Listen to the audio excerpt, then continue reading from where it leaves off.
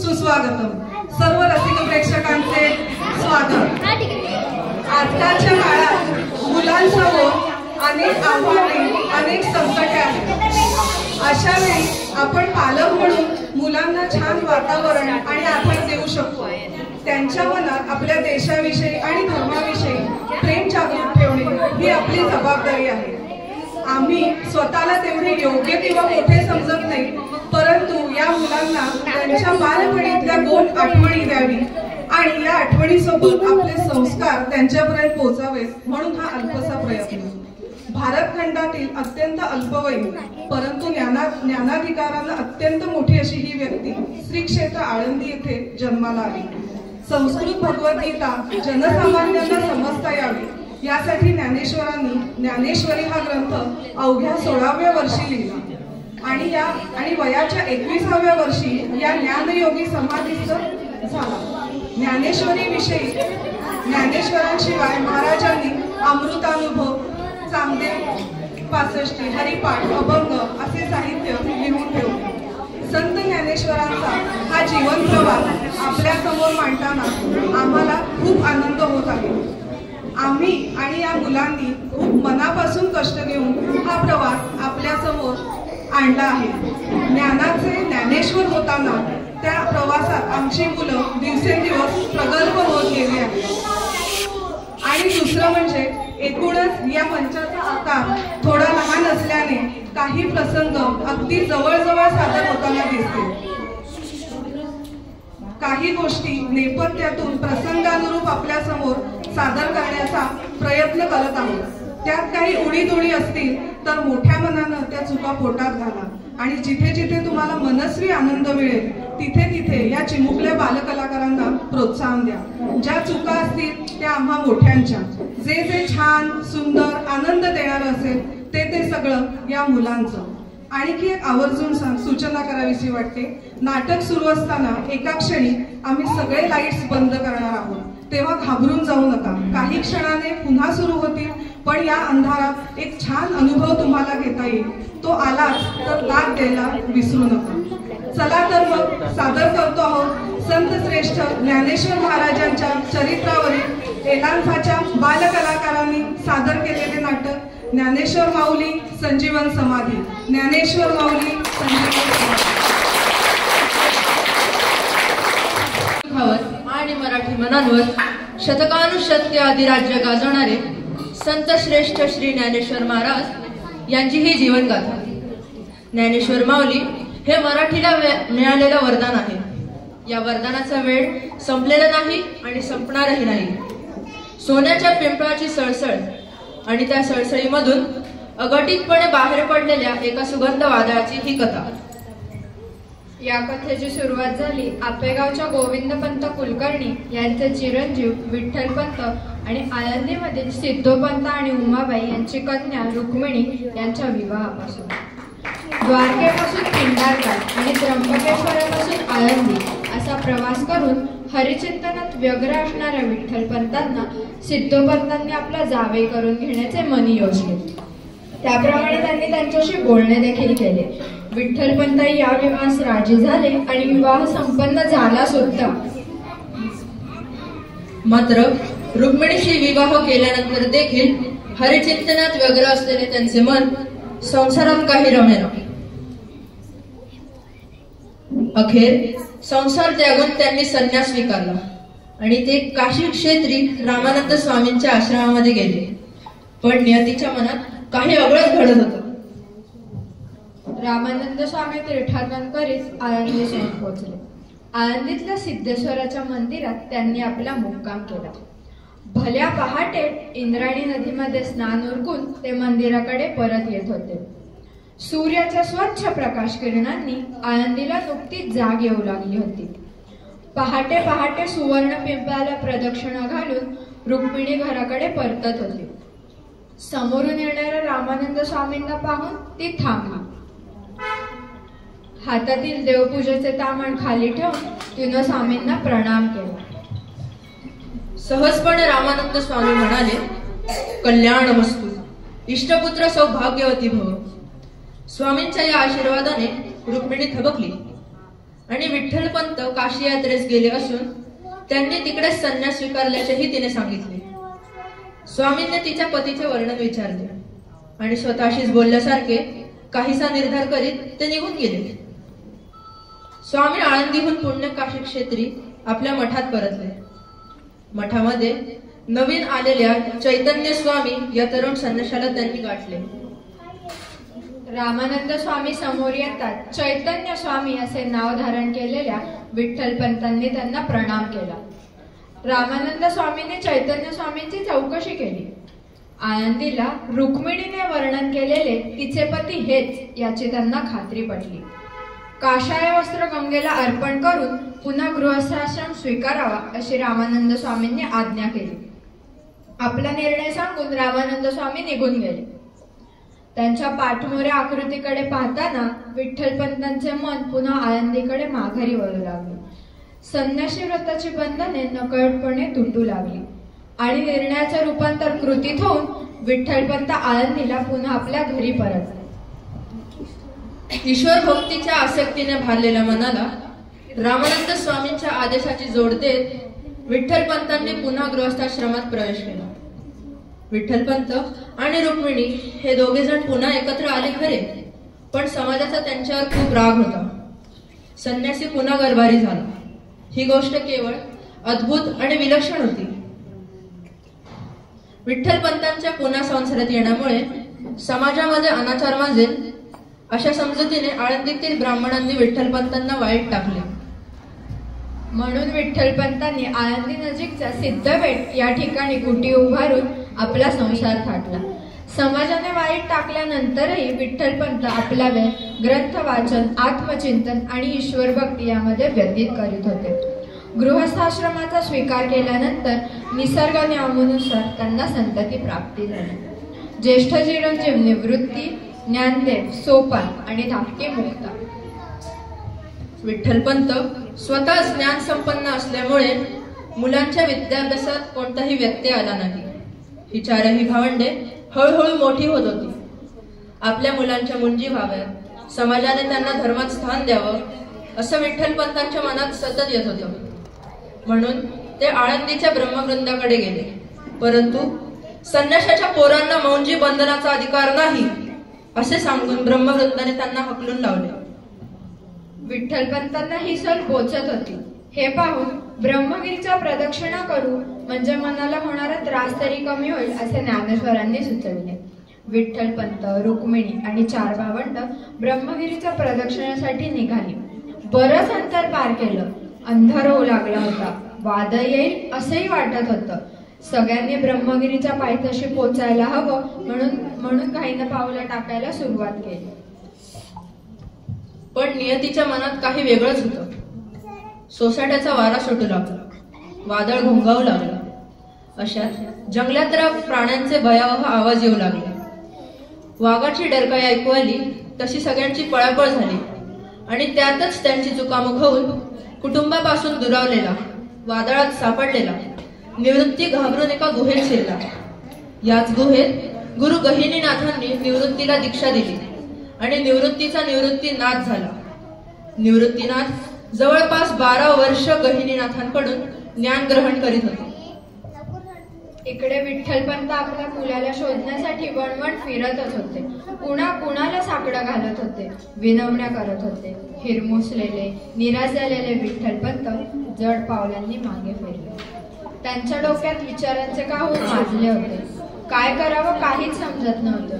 न्याय मागण्यासाठी ते पैठणच्या ब्रह्मवृंदाकडे गेले आणि त्यांना विनवणी करू लागले. शास्त्रधर्माप्रमाणे विचार करायचा झाल्यास संन्यासी हा संसार त्यागून पुन्हा नव्या जन्मात प्रवेश करतो. पूर्वायुष्याचा त्याचा कणभरही संबंध राहत नाही. त्याने मागे परतण्याचा संभवही नसतो. आपल्या गावच्या कुलकर्ण्यांनी प्रवाहाविरुद्ध प्रवास करून धर्मभ्रष्ट वर्तन केलेले आहे. मान्य चूक झाली, पण प्रवाह भेदण्याची आज्ञा ही गुरूंची होती. अपराध घडला, आपण थोर मनाने आम्हाला क्षमा करावी. आम्हा पतितांना पावून करून घ्यावं. असं काय पिंडदान मोकळं होण्या इतकं सहजी वाटतं काय आपल्यास? धर्मशास्त्राविरुद्ध आचरण करायचं आणि पावन गंगा म्हणायचं म्हणजे धर्मशास्त्राला टीका केली देण्यासारखंच आहे. आपल्या गावात क्षमा प्रायश्चित्त असेलच. बलवंत शास्त्री, आपण पंडित आहात. एखाद्याचा वध करून त्याला प्रायश्चित्तानं पुनर्जन्म देता येईल काय? सांगा. आपण सांगाल ते प्रायश्चित्तानं उभयता घेण्यास तयार, पण आमच्या मुलांच्या मुंजी बोलू.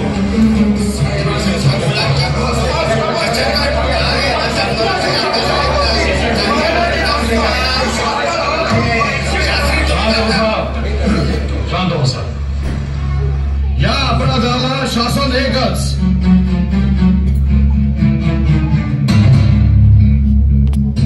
देहांत प्रायश्चित्त.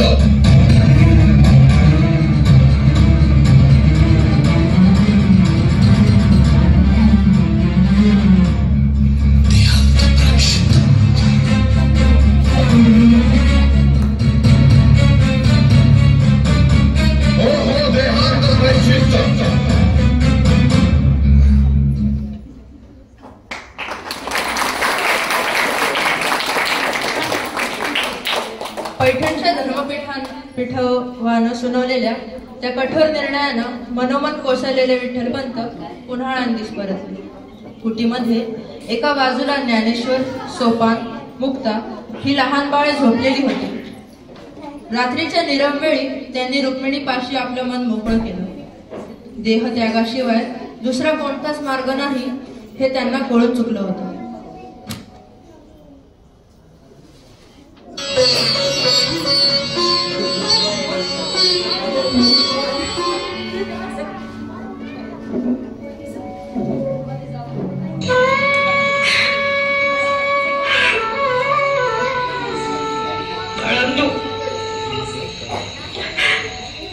आता तुम्हाला ही धरती म्हणजे संतृण आणि आभाळच वावरून तुम्हाला वडवड सोडून जायला लागतंय.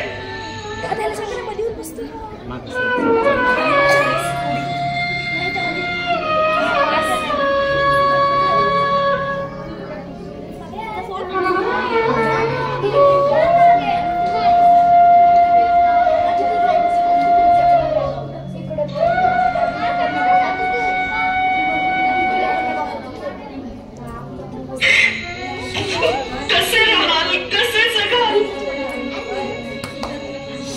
याची काळजी आता ना फक्त परमेश्वरालाच.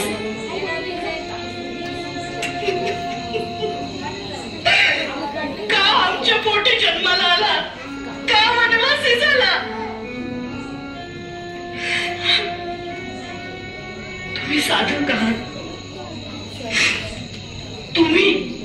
तुम्ही या मातेची कुसुजवली, पण मी का देऊ शकले तुम्हाला?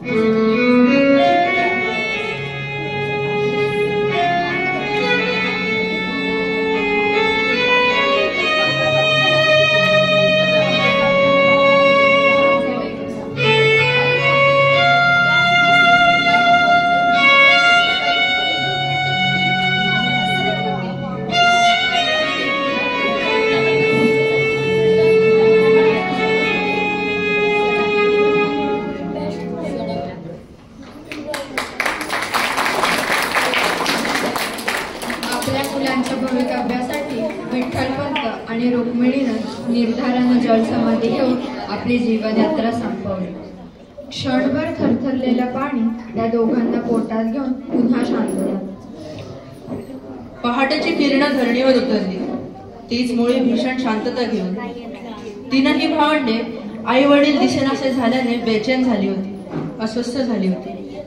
मात्र इहलोकीची यात्रा संपवण्यापूर्वी विठ्ठलपंतांनी आपल्या मुलांच्या मुंजी व्हाव्यात, त्यांना परत समाजात घेतलं जावं, यासाठी आपल्या देहांत प्रायश्चित्ताबाबत पैठणच्या धर्मपीठाला उद्देशून लिहून ठेवलेलं पत्र ज्ञानेश्वरांच्या हाती लागलं.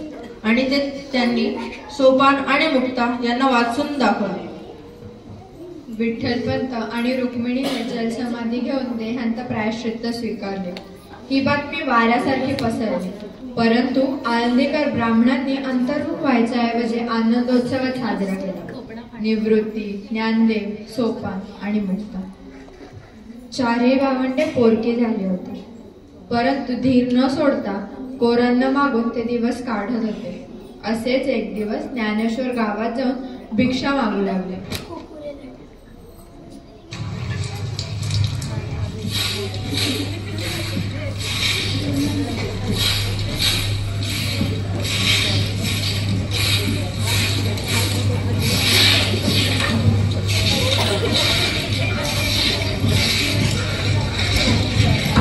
मुक्ता, ज्ञानदा अजून कसा आला नाही?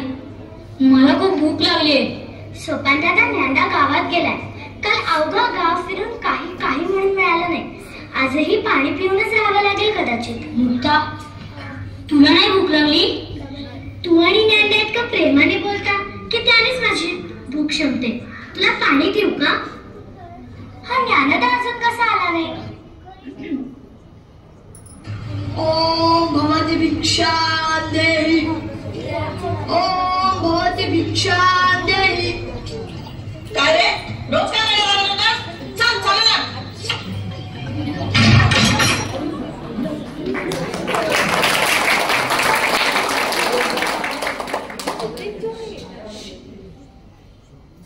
ओम भवती भिक्षा देहि.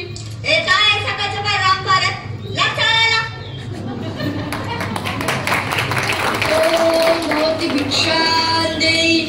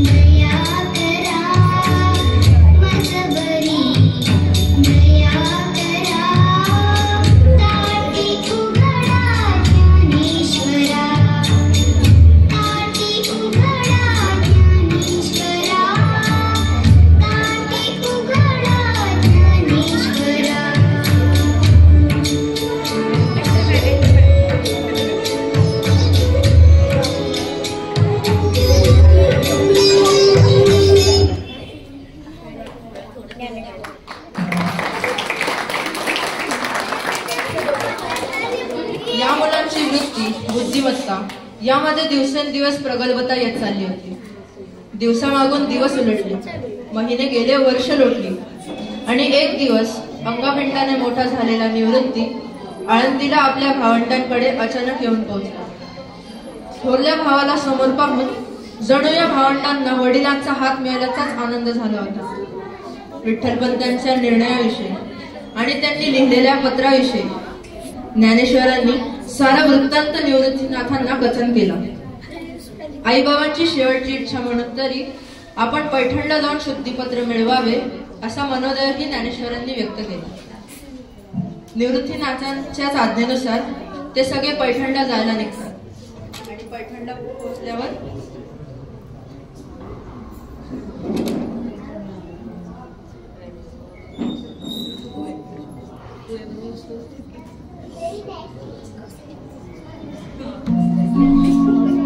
हे काय आहे?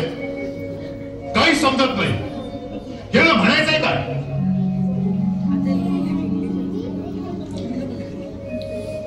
पूर्वीच्या ब्रह्मवृद्धांना देहांत प्रायश्चित्त दिलं होतं, ते त्यांनी घेतलंही. त्यानुसार त्यांच्या मुलांना शुद्धीपत्र मिळेल असं लिहिले यात. ते देहांत प्रायश्चित्त त्यांच्या पापक्षालासाठी होतं. ही मुलं जन्मताच भ्रष्ट आहे आणि भ्रष्टांना कोणतेही धार्मिक संस्कार करायचा अधिकार देता येणार नाही. ब्रह्मवृंदाने या गोष्टीचा गंभीरपणे विचार करायला हवा. यापूर्वीही सखोल अभ्यास न करता आमच्या माता पित्यांना देहांत प्रायश्चित घेण्यास सांगितले. अरे काय बोलतोय का?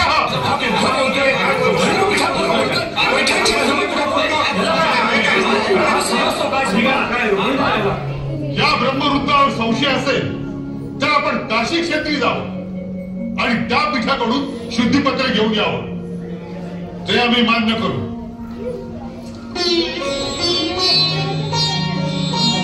महाराज, माणूस जन्मतःच अशुद्ध कसा असू शकतो?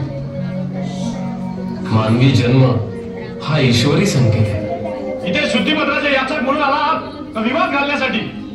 पंडितांनी रागावू नये. धर्मात म्हटलंय आत्मा पवित्र आहे. सर्व प्राणी मात्रांचा आत्मा एक आहे. जर असं असेल तर शुद्ध कुणास करायचं, आत्म्यास की शरीरास? मोठ्या तत्वज्ञानाच्या गोष्टी करताय. अरे आपलं वय काय, आपण बोलतोय काय, कुणासमोर बोलतोय याचं काही भान? ज्ञानाला वय नसतं महाराज, आत्म्यालाही वय नसतं. वय शरीराला असतं. माझं जरी शरीर बोलत असलं तरी त्याचा बोलविता आत्मा आहे. तुमच्या माझ्याप्रमाणेच सर्व प्राणी मात्रांचा आत्मा एक आहे. सिद्ध करून दाखवतच काय आळंदीच्या पोरा? 4 पोथ्या पुराणा वाचून पोपटपंची करणं फार सोपं असतं. मिथ्या वाद कशाला? तो लेणा आणि तू दोघे समान आहात ना? तो लेणा तुझ्यासारखा बोलू शकेल?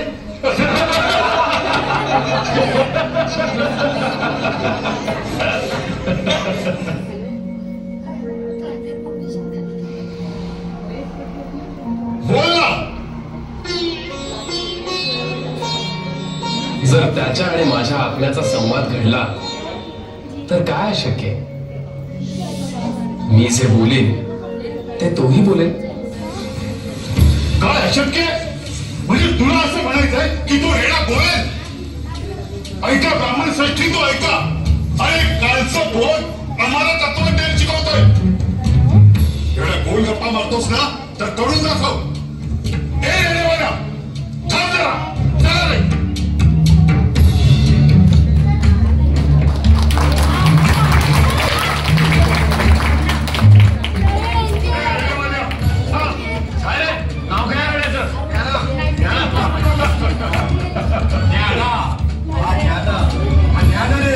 दोघांचं नाव तर जुळलंय. पाहूया आत्मा जुळतोय का ते.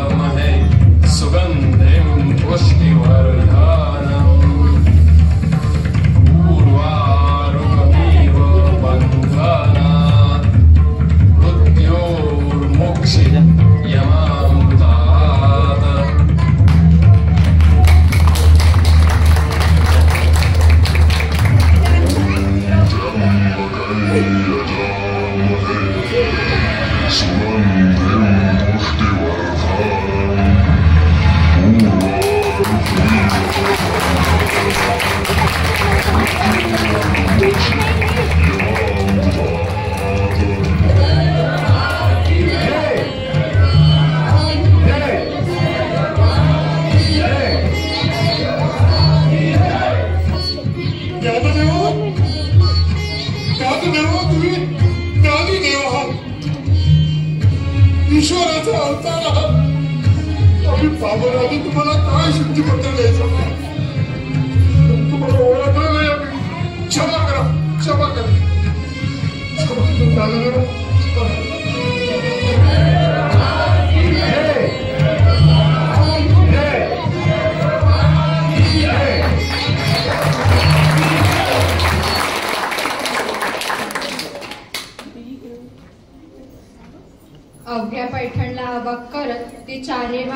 परतीच्या दिशेने निघाले. ज्ञानाचे ज्ञानेश्वर महाराज झाले. मजल दर मजल करत ते सर्वजण नेवाशालेवर पोहोचले. त्या चारही भावंडांनी नेवासे या गावी थांबण्याचा निर्णय घेतला. इथे शिवशंभूच्या मंदिरात ज्ञानेश्वर मांडी घालून ध्यानस्थ अवस्थेत बसले होते. त्यांच्या बाजूला निवृत्ती, सोपान, मुक्ता हे सारे जण बसले होते. गावकरही त्यांच्या भक्तीच्या ओढीनं तिथे जमले होते आणि त्या धीर गंभीर शांततेत ज्ञानेश्वरांचा गोड आवाज त्यांच्या मुखातून बाहेर पडला.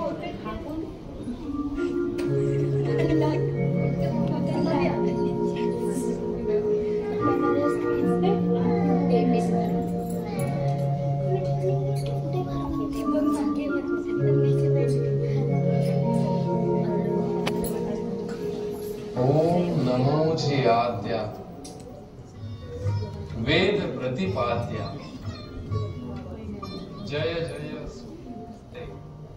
स्वधर्म जो आचरे तो मोक्ष देणे व्यापारे निश्चित म्हणून संशयावनी थोर आणि नाही पाप थोर हा विनाशाची वाघुर प्राण्यासी माझा मराठाची बोल कौतुके परी अमृतातेही पैजा जिंके ऐसी अक्षरे रसिके मेळवी सुवर्णाचे मणी केले ते सोनियाच्या सुती ओविले तैसे म्या जगधरिले सबाई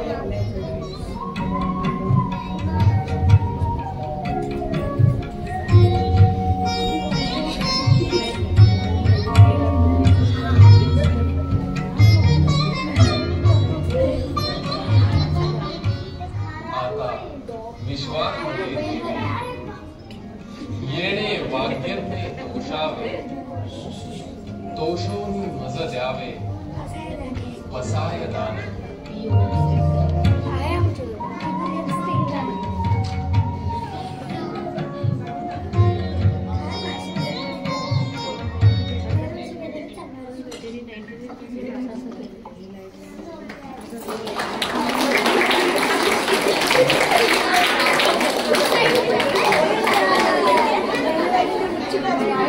याच या ठिकाणी ज्ञानेश्वर महाराजांच्या मुखातून बाहेर पडलेला एक शब्द सच्चिदानंद महाराजांनी लिहून काढला आणि भावार्थ दीपिका म्हणजेच ज्ञानेश्वरी साकार झाली. ज्ञानेश्वरी पूर्ण झाल्यावर या माऊलीने अवघ्या विश्वासाठी पसायदान मागितले. काही काळात ही चारही भावंडे पुन्हा आळंदीला परतली. त्यांच्या पैठणच्या चमत्काराची बातमी जशी आळंदीत पसरली होती तशीच त्यांच्या आगमनाची बातमी येथील पसरली. आळंदीच्या वेशीवर त्यांचं जंगी स्वागत झालं आणि त्यांच्या दिनक्रियेला सुरुवात झाली. एक दिवस निवृत्तीनाथांना मांडे खाण्याची इच्छा झाली आणि त्यांनी तसे मुक्ताईला बोलून सुद्धा दाखवले आणि मग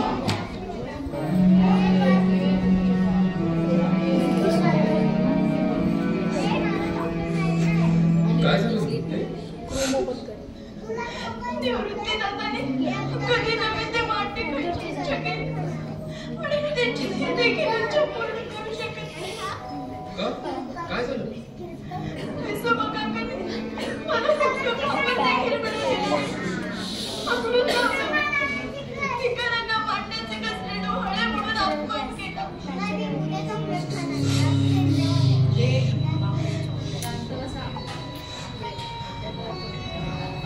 एकच तू तरी आपण करू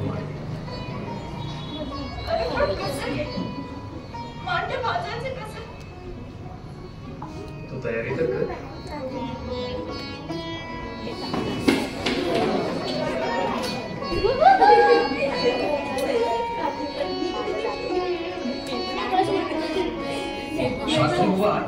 संन्याशाची पोरे पण डोहाळे मांडे खाण्याचे त्या मुक्तेला एक खापर मिळून दिलं नाही.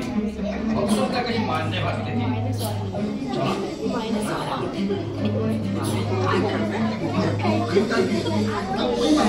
असे म्हणतात. चला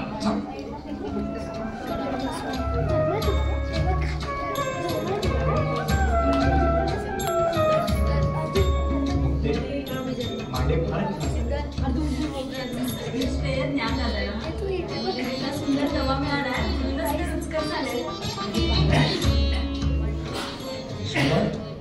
काय बघतो मी? ज्ञानदेवाच्या पाठीचा तवा करून मुक्ता मांडे वाचतीये. आश्चर्य झालं.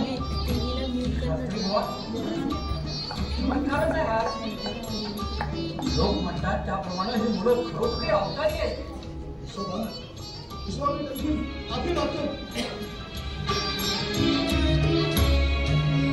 हा कोणाला खेचला? सर परता खेचला. क्षमा असावी ज्ञानमाऊली, चूक झाली तुम्हाला ओळखण्यात. चुकलो मी.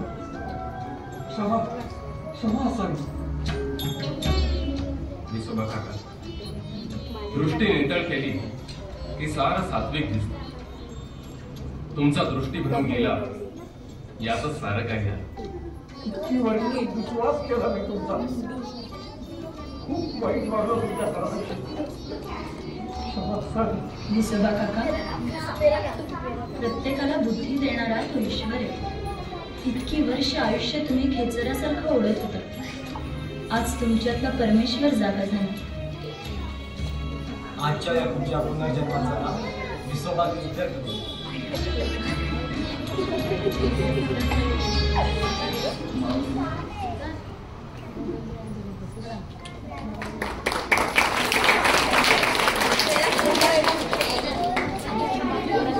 एकीकडे ज्ञानेश्वर महाराजांची वाढती लोकप्रियता, तर दुसरीकडे पाखंडी वादांचा जळफळ. ज्ञानदेवांच्या अलौकिक तेजस्वीपणाने अशक्यप्राय गोष्टी देखील शक्य होऊ लागल्या होत्या आणि ते न बघणाऱ्यांची संख्या देखील वाढू लागली. त्यातलेच एक चांगदेव, ज्यांनी सापापासून वाघापर्यंतच्या हिंसक प्राण्यांवर देखील राज्य केलं, ते चांगदेव.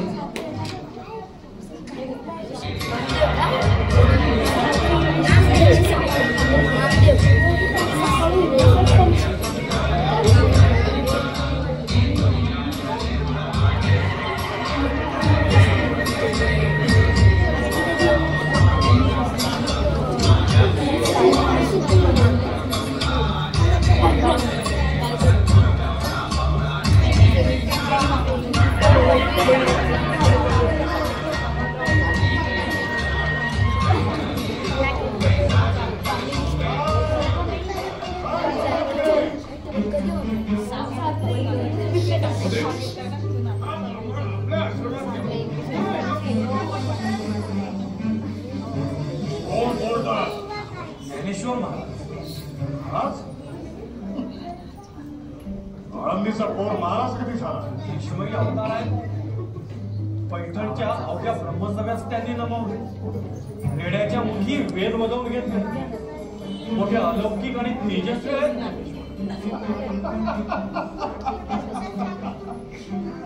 ही पोरं टोरं हात चलाखीचे खेळ धरून तुमच्यासारख्या निरोधांना आमच्यासारख्या काळावर राज्य करणाऱ्या तपस्वी समोर क्षणभरही टिकू शकणार नाही.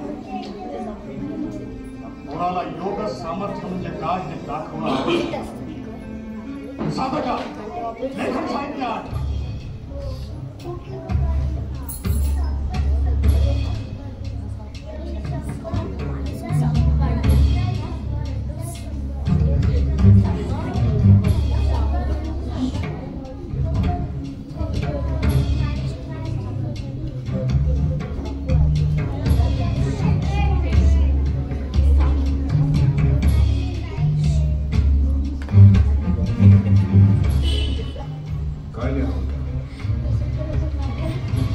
चिरंजीव लिहावं तर कर्तृत्वानं मोठा आहे. दंडवत लिहावं तर ज्ञान होता.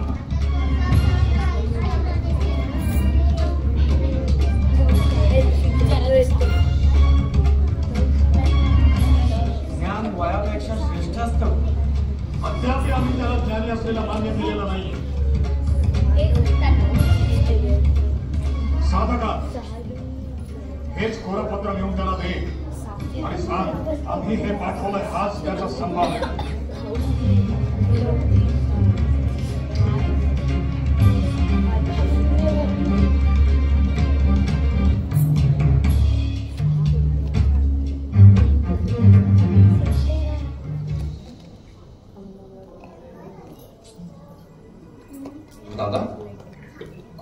काय रे? एक अक्षरही नाही यावं. हे बघ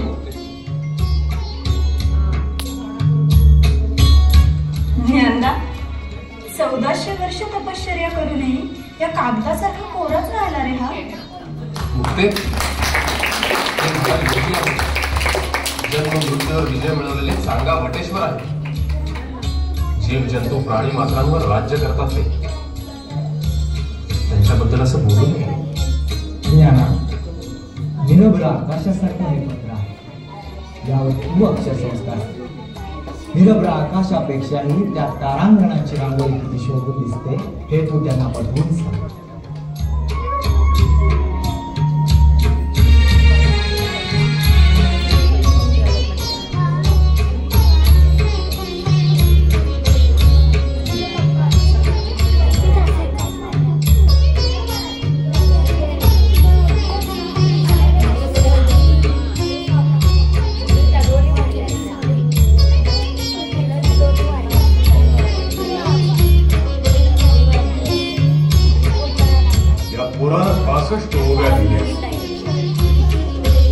अर्थबोध होईल अशी एकही ओवी नाही.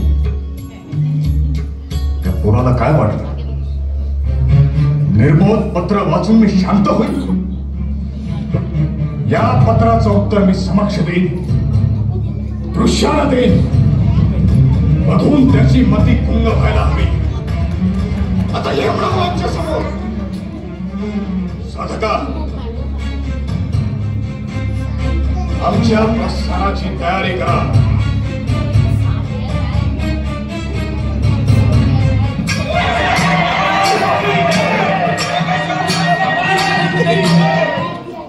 ज्ञानेश्वर महाराज, निवृत्ती महाराज. काय झालं विश्वनाथ? नामदेव आपल्या भेटीला येत आहेत. हातात साप आहे, वाघावर आरूढ झाले. न भूतो न भविष्यती अशी मोठी मिरवणूक आहे. दादा, चांगदेव आले. दादा, ते वाघावरून आले. आपण त्यांना कसं सामोरं जायचं? त्यांचं जीवितावर राज्य आहे. आपण या भिंतीलाच विनंती करू.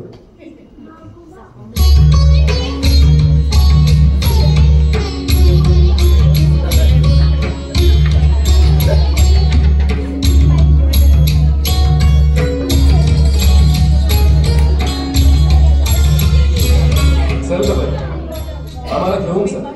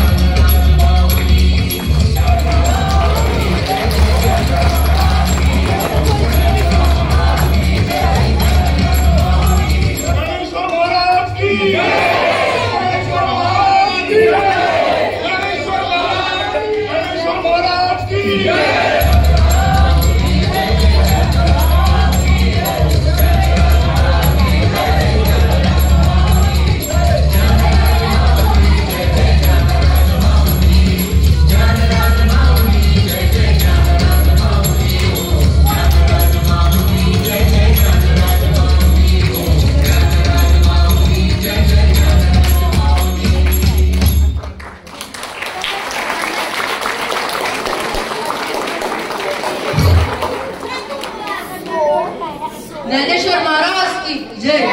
ज्ञानेश्वर महाराज की जय. सगळीकडे ज्ञानदेवांचा जय जयकार चालला होता. त्यांच्या ओजस्वी, तेजस्वी आणि प्रगल्भ वाणीने लहान थोर तृप्त होत होते. पण ज्ञानदेवांना मात्र आता ईश्वर भेटीचे वेध लागले होते. दिव्यत्वाची ती ज्योत त्यांना खुणावत होती, आपल्याकडे बोलवत होती. त्या तेजाला नकार देणे त्यांना देखील शक्य होत नव्हते. अतिशय गूढ भरल्या शब्दात त्यांनी आपली मनीची इच्छा निवृत्तीनाथांजवळ प्रकट केली. निवृत्तीनाथ तो ज्ञानवृक्ष भांबावून गेला. अखेर ज्ञानदेवांच्या हट्टापुढे त्यांचा निरुपाय झाला.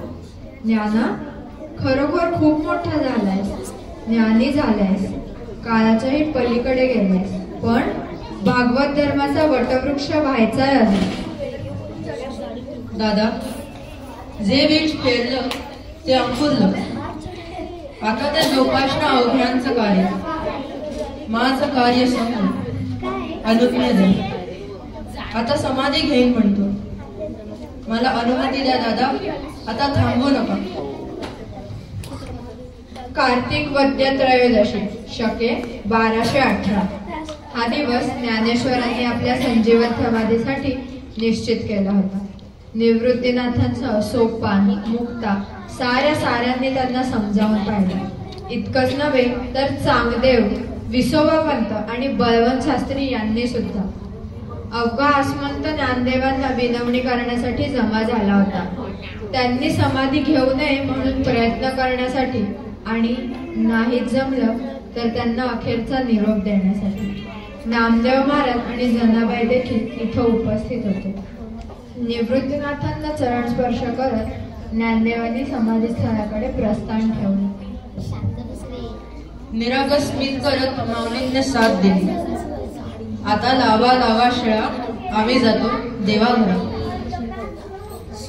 अलंकापुरीत जमलेल्या वैष्णवांच्या मांदेळाची समजूत घालत पसायदान मागणारा ज्ञानियांचा राजा चैतन्यरूप माऊली समाधीस्थ झाले. निवृत्तीनाथांनी मोठ्या जड अंतःकरणानं शिळा लोटली. इंद्रायणीसह भाविकांच्या स्पंदनातून गहिवर उमटली. नामा म्हणे आता लोपला दिनकर, बाप ज्ञानेश्वर समाधीस्थ.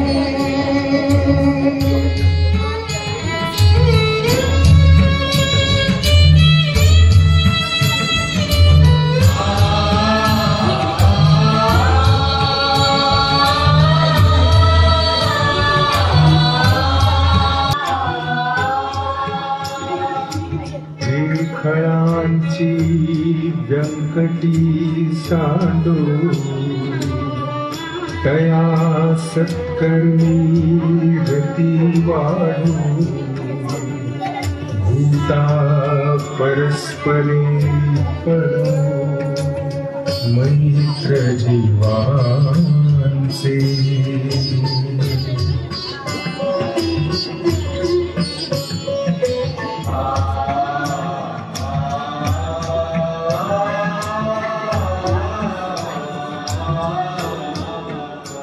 दुरितांचे तिमिर जाओ विश्वस्वधर्म सूर्ये पाहो. जो जे वांछिल तो ते लाहो प्राणी जात.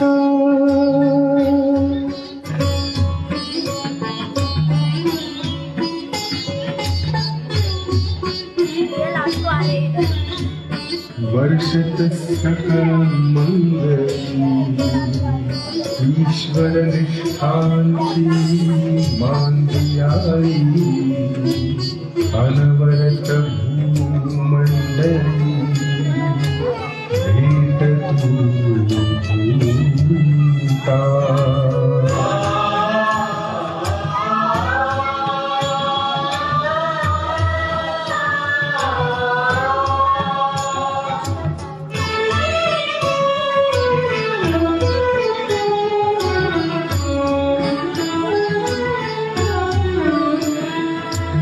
चला कल्पतरूंचे आरव चेतना चिंतामणीचे गाव बोलते जे पियुषांचे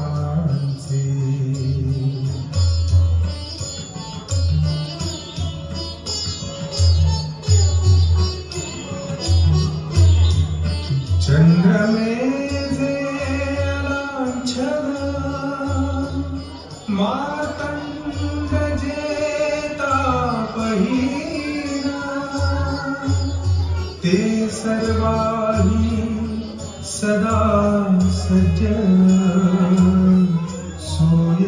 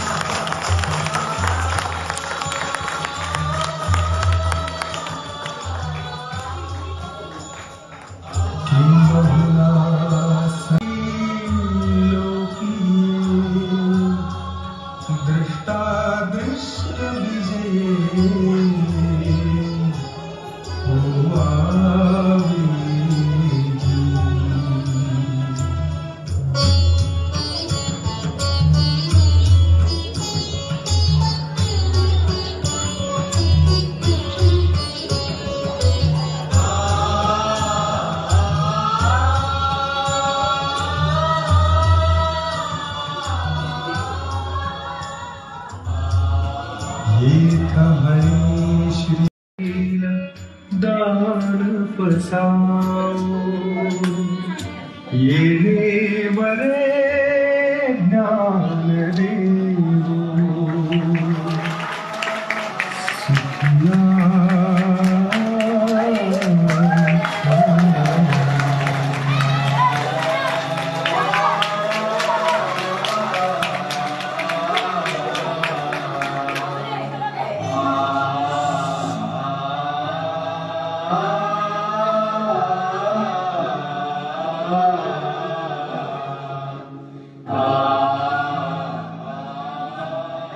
ज्ञानियांचा महामेरू निश्चयाचा आधारू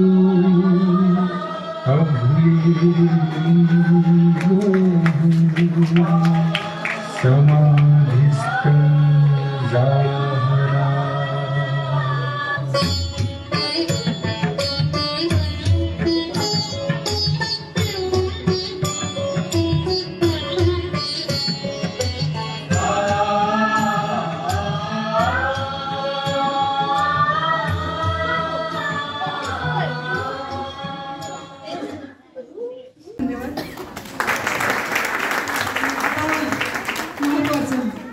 आमचे शहा अंकल आलेत का इथे? अंकल पुढे या प्लीज. ज्यांनी आम्हाला खूप महत्त्वाची मदत केली आणि ही जी मुलं आमच्या सोबत आहेत त्या मुलांचं छोटंसं कौतुक व्हावं आणि शहा अंकल जाता येता सतत आम्हाला प्रोत्साहन देत असतात, आमच्याशी कायम बोलत असतात, नवीन काय विचारत असतात. म्हणून आवर्जून हा सोहळा त्यांच्या हस्ते व्हावा म्हणून आम्ही काकांची निवड केली. तुम्ही 2 शब्द बोलावेत प्लीज. नमस्ते मंडळी. एक वेगळ्या विश्वात होतो आणि तिथून आता परत आपल्या वास्तविक जीवनाकडे आपण वळतोय. मला अतिशय आनंद होतोय की आपल्या एलिझामध्ये एक वेगळं वातावरण आहे, एक वेगळी संस्कृती जन्माला येते. खरं तर हे सगळं आत्ता जे जग चाललंय ते सगळं मोबाईल आणि डिस्को डान्स या सगळ्या वातावरणामध्ये चालत असताना आपला एलिझा एक वेगळ्या पद्धतीने वाटचाल करतोय. मागच्या वर्षी बीच या मॅडमनी या रोवण्याचा प्रयत्न केला. साठे मॅडम आणि आसावरी मॅडम यांनी खूप कष्ट घेतले आणि चांगला प्रयत्न केला की या परिसरामध्ये जी मुलं आहेत त्यांच्यावर एक चांगले संस्कार घडावेत आणि ती एक वेगळ्या दिशेने जावी. आणि त्याचा एक आत्ता प्रत्यय आला इतकी छोटी मुलं देखील इतकं सुंदर पद्धतीने अभिनय करत होते की सगळ्यांच्या डोळ्यामध्ये आपल्या अश्रू आले. हा साक्षात तो प्रसंग आपल्या समोर उभा केला. खरं तर आपण बराच वेळ त्या पूर्वीच्या आयुष्यात गेलो असं वाटलं. इतकं चांगलं या मुलांकडनं तुम्ही करून घेतलं. मला या आसावरी मॅडम बद्दल 2 शब्द यासाठी सांगायचे की या अतिशय गुणी आहेत. आपलं चांगलं नशीब आहे की असल्या माणसं आपल्या एलिनामध्ये की ज्यांनी 17 वर्ष अभिनय कसा करावा याचं ट्रेनिंग त्यात देत होत्या आणि अशा या आपल्या निवासस्थानात इथं राहतात आणि त्या मुलांकडे काम करून घेतात. मॅडम हे तुम्ही असं सतत करा. आमचा परिसर अतिशय चांगल्या पद्धतीने करावा असं मला नेहमीच वाटतं आणि त्याबद्दल तुम्हाला द्यावे तितके धन्यवाद कमी आहेत. आणि म्हणून मला अतिशय आनंद होतोय की या मुलांनी चांगलं काम केलं. या सगळ्या मुलांचं मला कौतुक आहे. त्यांनी खरंच अतिशय सुंदर पद्धतीने केलं. दोघांनी अँकरिंग अतिशय सुंदर पद्धतीने केलं. दोन्ही मॅडम तुम्ही अतिशय चांगले केले आणि तुमचे बॅकबोन गुहाणे मॅडम सर आणि साठे साहेब दोघांनी अतिशय चांगल्या पद्धतीनं साथ दिले. सगळ्यांनी मिळून त्यांचं एकदा परत थँक्यू.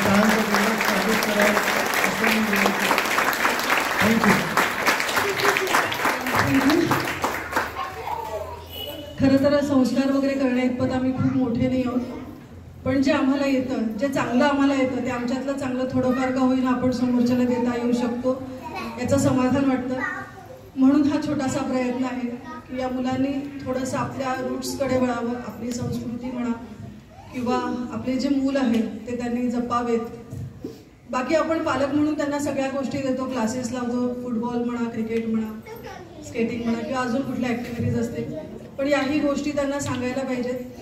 म्हणून हा छोटासा प्रयत्न आहे. आणि आता महत्त्वाचा भाग म्हणजे या मुलांचं कौतुक. मुलं खूप छोटी आहेत. मला कायम या मुलांचं कौतुक याच्यासाठी वाटतं की ते ज्या वयात आहेत ना, आत्ताची मुलं सतत मोबाईलच्या आहारी गेलेली असतात, पण हा तासभर म्हणजे दिवसभर शाळा, ट्युशन्स, होमवर्क, संध्याकाळचं त्यांचं खेळणं हे सगळं सांभाळून ते तास दीड तास प्रॅक्टिसला येत होते आणि त्यातही खूप एनर्जेटिक होते. त्यांना रागवावं लागलं शेवटच्या काही दिवसात, कारण त्यांची एनर्जी कंट्रोलच होत नव्हती. ती चॅनलाइज करणं आपल्या पालकांचं काम आहे. खूप गुणी मुलं आहेत, त्यांना सांभाळण्याचं काम आपल्या पालकांचं आहे.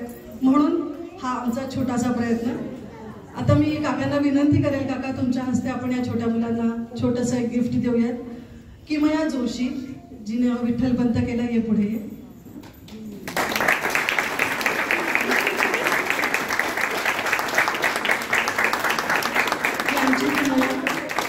खरं तर मुलगी असून तिला मुलाच्या भूमिकेत पण तिने खूप छान केलं, म्हणजे सगळ्यांनी छान केलं, पण मुलाची भूमिका दिली असताना सुद्धा तिने खूप मन लावून केलं. अथर्व नारायणपूर आमचा हा डायनॅमिक आर्टिस्ट आहे. जो तुझा कॅरेक्टर त्याला दिलं होतं इतका एनर्जी मी करतो की त्याला सांगावं खूप गोडी बाळगली. त्यानंतर दुर्वा लिमण, तिला आम्ही गेल्या वेळी हनुमान केला होता, यावेळी चांगले आणि ब्रह्मवृंदातला आणि तिचंही कौतुक यासाठी की दोन्ही वेळेला हिला पुरुष भूमिका मिळून सुद्धा ती तेवढीच मन लावून करते. म्हणून दुर्वा तुझं विशेष कौतुक. त्याच्यानंतर ध्रुव शहा, हा ध्रुव सुद्धा खूप डायनॅमिक आहे, खूप छान त्यांनी एक्सप्रेशन दिले, तुम्ही सगळ्यांनी पाहिलेत. स्पृहा महाजन,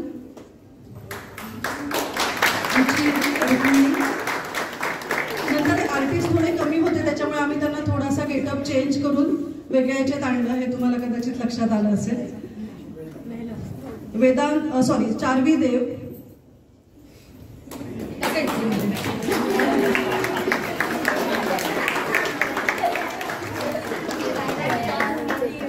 हिने पण एक छोटीशी भूमिका केली ज्याच्यात ती खरोखर समोरून दिसली, पण ती सुद्धा खूप ठसक्यात केली. तशीच आमची श्रीजा देशपांडे, श्रीजा तुपडे, तिला पहिल्या दिवशी पहिल्या वाक्याला मी क्या बात है अशी दाद दिली होती. फार गोड ठसका या मुलीने आमच्या दिला होता श्रीजानी. रत्ना करुणकर, ही बऱ्याच उशिरा ग्रुपमध्ये जॉईन झाली, पण तिने सुद्धा खूप मन लावून काम केलेलं आहे. भार्गवी भट, ही सगळ्यात लहान आमची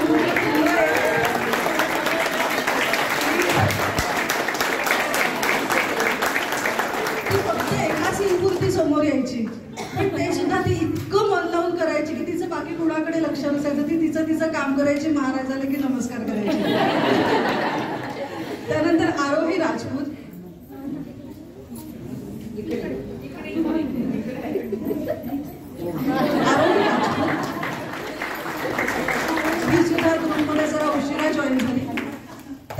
आमचे निवृत्तीनाथ दयार्णव, मधल्या काळात त्याला ताप होता पण तरीही त्याने खूप छान अनुभव केला सगळं. त्यानंतर अनिरुद्ध कुलकर्णी आमचे सोपान देव,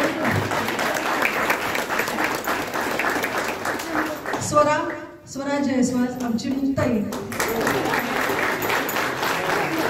आणि आमचे ज्ञानेश्वर वेदांत साठे, आणि आजच्या कार्यक्रमाचं सूत्रसंचालन करणारे अदिती आठवले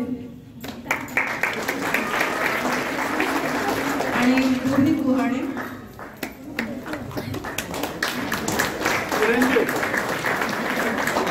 आणि मी आमचे ज्यांनी नेपथ्य उत्तम केलं, ज्यावेळी नाटक करायचं ठरलं त्यावेळी आम्ही फक्त नुसत्याच ऍक्शन ठरवल्या होत्या, आम्ही हे सगळं करणार नव्हतो. पण मानसी आणि अभयनी दोघांनी स्वतःहून ठरवलं की नाटक आपल्याला जर करायचं आणि ते छान दिसलं पाहिजे तर त्यासाठी प्रॉपर्टी आवश्यक आहे, म्हणून त्यांनी स्वखर्चाने, हे मी अंडरलाईन करेल की स्वखर्चाने मानसी आणि यांच्या जोडीला नितीन यांनी सुद्धा साथ केली, आणि नारायण पुरे सर आणि सौरभ शहा, देव सर आपण सुद्धा प्लीज मंचावर या, अर्पिता मॅम या, आणि तुमच्या मिसेस देव सर आले. हे सगळे आमचे बॅकबोन होते. गोष्टी छोट्या जरी असल्या तरी महत्त्वाच्या होत्या, त्याच्यामुळे या सगळ्यांनी खूप मन लावून हे सगळं काम केलं. पण त्यांनी ते प्रत्यक्षात आणलं नाही तर आमच्या दृष्टीने भिंत चालवणं किंवा समाधी पुढे आणणं. मी समाधीबद्दल थोडंसं सांगते. आपण शेवटी लाईट्स ऑफ याच्यासाठी केले होते की ती कन्सेप्ट अशी होती की महाराजांनी समाधी घेतली, लोकांनी म्हणजे ते दुःखाच्या अंधारात गेले आणि त्यानंतर ती जी दिसली फक्त लाईटच्या फोकसमध्ये, ती गुफेच्या आतली समाधी. आपल्याला कदाचित तो साक्षात्कार व्हावा म्हणून असा एक छोटासा प्रयत्न केला होता की गुफेच्या आतमध्ये महाराज, समोर तो दिवा तेवत असताना महाराज कसे दिसत असतील, तर साधारण असे दिसत असतील कदाचित. तो अनुभव आपल्याला यावा म्हणून तो एक आम्ही प्रयोग केलेला होता. तो मे बी तुम्हाला आवडला असेल. ही आमची सगळी टीम आहे. हे जे डायलॉग्स होते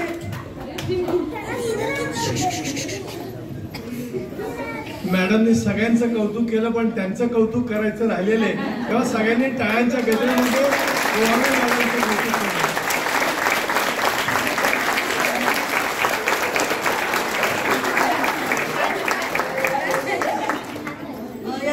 एका मराठी चित्रपटातले मी क्लिअर करते, हे आम्ही रेकॉर्डिंग आम्ही केलेलं नाहीये. एका मराठी चित्रपटातले हे डायलॉग्स आहेत ज्याचा ऑडिओ आम्ही यूज केला, आम्हाला हवा तसा एडिट केला आणि आपण वापरलेला आहे. ही संकल्पना मधलं निवेदन हे फक्त माझं होतं आणि दिग्दर्शन माझं होतं. बाकी डायलॉग्स ज्यांचा चित्रपट आहे त्यांचं सगळं क्रेडिट आहे. आपण पुन्हा एकदा जोरदार टाळ्या आमच्या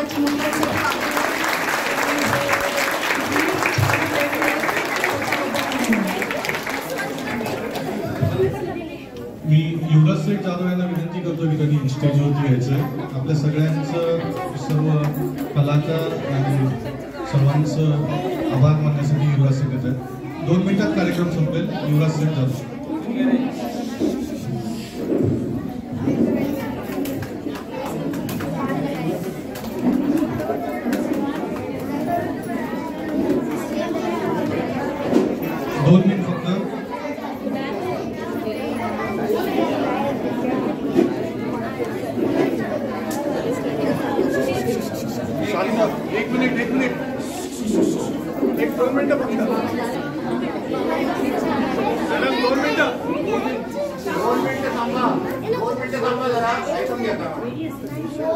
नमस्कार. आपल्या महाराष्ट्राची संस्कृती आहे. संत ज्ञानेश्वरी लिहिली, त्याचबरोबर तुकाराम महाराजांनी गाथा लिहिली. आपल्याला या सर्वांमुळे आपल्याला काही म्हणजे सर्व लोक संप्रदायाकडे वळाले. त्याचबरोबर आजचा जो कार्यक्रम मॅडमनीच्या ज्या ह्याच्याखाली झाला, निरीक्षणाखाली खूप छान कार्यक्रम झाला आणि या लहान मुलांचे मी अभिनंदन करतो. पण सर्वात महत्वाचे साठे मॅडम, आसावरी मॅडम, ह्या सर्वांचे पण अभिनंदन करतो. कारण त्यांनी जो मागच्या वेळेस घेतलेला तो रामलीलाचा कार्यक्रम आणि त्यानंतर आज ज्ञानेश्वरांचा, म्हणजे असं 1 तासभर आम्ही म्हणजे पूर्वीच्या ह्याच्या काळात गेलो होतो, असं म्हणजे आम्ही भरून गेलो होतो आणि खूप आनंद वाटला. आणि जसं जसं म्हणजे आपण कार्यक्रम आम्ही करतच होतो इथं, पण आपल्यामुळं जरा कार्यक्रमाची थोडीशी दिशा बदलली. आम्ही जरा पूर्वीच्या ह्याच्यात गेलो आणि म्हणजे खूप भावुक झालो. मी सगळ्यांचं अभिनंदन करतो, त्या लहान मुलांचे तर खूप अभिनंदन करतो आणि थांबतो. जय हिंद. धन्यवाद सर. मी पालकांना आवर्जून सांगेन, यांना जे गिफ्ट आहे हे पुस्तक आहे. आता हे त्यांनी वाचलं पाहिजे, ही जबाबदारी तुमची. आणि मुलांना